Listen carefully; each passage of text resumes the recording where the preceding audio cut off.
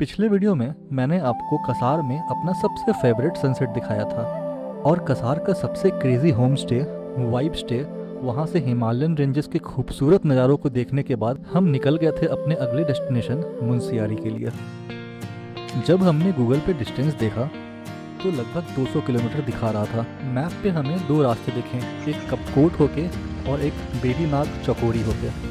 हमें कुछ लोगों ने बताया था कि चकोरी वाला रास्ता ज़्यादा सही है, तो उसी रास्ते से जाने के लिए हमारे लिए सेम डे मुंशियारी तक ट्रैवल करना थोड़ा मुश्किल था, तो हमने चकोरी वाला रास्ता चुना और आज रात वहाँ स्टे करने का सोच के हम निकल पड़े।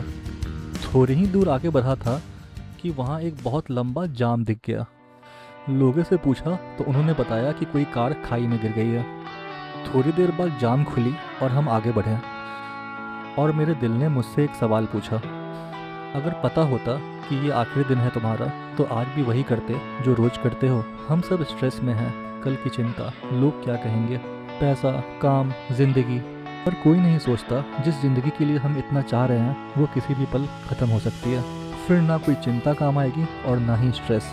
मन में ऐसे थॉट्स लिए हम आगे बढ़े ही थे तो हमें भूख लग गई, तो सोचा कुछ खा लेते हैं, सफ़र काफ़ी लंबा है अभी। कुछ दूर खाने की दुकान ढूंढते हुए आगे एक गांव में हमें एक खाने का दुकान दिखा। वहाँ एक चाचा पूरे दिल लगा के रोटियां बना रहे थे और ये दुकान भी काफ़ी स्टैटिक और विलेज वाइब दे रहा था। हमें लगा ऑथेंटिक कुमाऊं का खाना यहाँ मिल सकता है। खाना सच में लाजवाब था, बिल्कुल ऑथेंटिक और कुमाऊनी फ्लेवर। और आप बिलीव नहीं करेंगे कि हम दोनों ने बस 80 रुपये में खाना खा लिया था। अब हम फुल पावर में आगे के लिए बढ़े। कुछ घंटे ड्राइव के बाद हमें पंचाचोले की एक झलक बीच में दिखी। वो खूबसूरत 5 चोटियाँ, हम इनके और करीब जा रहे थे।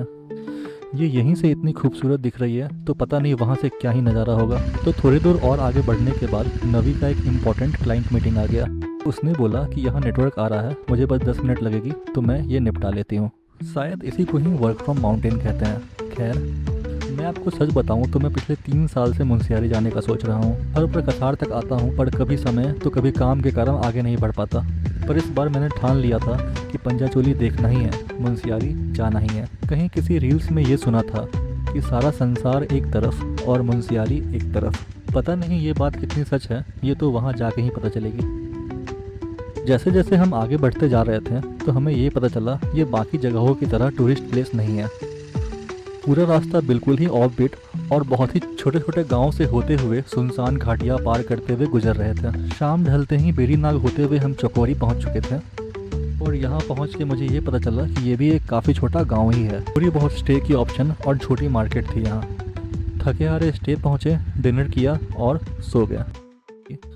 फिर अगली सुबह उठा, फ्रेश हुआ, नाश्ता किया, अपना सामान अपने बाइक पे बांधा और मुंशियारी के लिए निकल गया। यहाँ से मुंशियारी लगभग 100 किलोमीटर है।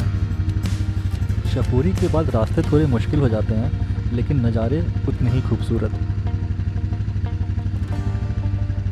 रास्ते को एंजॉय करते हुए और डिफरेंट लैंडस्केप से गुजरते हुए और दिल में पंचाचोली के करीब से पहली झलक के एक्साइटमेंट के साथ हम आगे बढ़ते रहे। ठंड के समय पहाड़ों पे दिन काफ़ी जल्दी बीत जाता है और देखते देखते हम मुंशियारी के करीब पहुंच चुके थे और रास्ते में हमें बिरथी वाटरफॉल दिखना स्टार्ट हो चुका था। मतलब यहाँ से मुंशियारी का डिस्टेंस 1-1.5 घंटे और था। शाम ढलने लगी थी और धीरे धीरे हम आगे बढ़े जा रहे थे और तभी अचानक से मेरे सामने ये व्यू आया और मैं आपको सच बता रहा हूँ, मैं बहुत डर गया इसे देखते ही। इतना विशाल पहाड़ इतने करीब से मैंने अपने सामने पहली बार देखा था। शाम के समय ये बिल्कुल गोल्डन हो चुका था और धीरे धीरे सूरज की रोशनी इससे जा रही थी। वो बिल्कुल अलग ही एक्सपीरियंस था, शायद मैं आपको ये बता नहीं पाऊंगा। और थोड़ी देर में ही हम मुंशियारी पहुंच गए।